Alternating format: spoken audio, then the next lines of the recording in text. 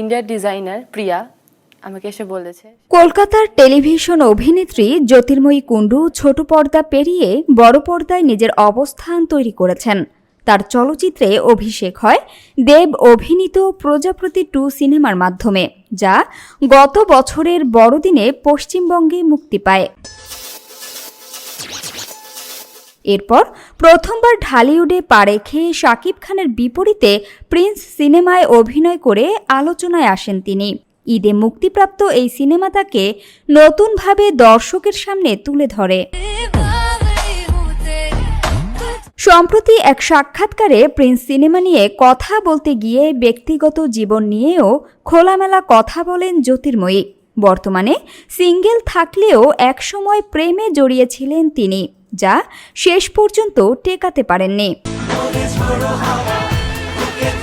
সম্পর্ক ভাঙার প্রসঙ্গে অভিনেত্রী বলেন, আমাদের ভালোবাসা ছিল, কিন্তু কোনো কারণে সেটা ধরে রাখা যায়নি। এক চাবি দিয়ে কি সব তালা খোলা যায়? তিনি জানান, দুজনের মধ্যে কিছু সমস্যা তৈরি হয়েছিল এবং সময়ের সঙ্গে বোঝাপড়ার ঘাটতি দেখা দেয়। জ্যোতির্ময়ীর মতে একটি সম্পর্ক টিকিয়ে রাখতে সবচেয়ে জরুরি বিষয় হল বিশ্বাস। তিনি বলেন, বিশ্বাস ছাড়া কোনো সম্পর্কই টেকে না।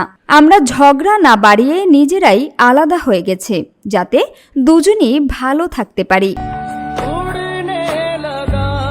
সাবেক প্রেম থেকে পাওয়া অভিজ্ঞতা প্রসঙ্গে তিনি জানান, সেই সম্পর্ক তাকে ভালোবাসা শিখিয়েছে। তবে এখন তিনি একাই ভালো আছেন এবং আপাতত বিয়ের কথা ভাবছেন না।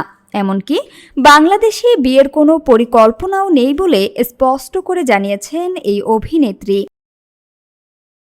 সামিয়া সুলতানা, ঢাকা ওয়াচ।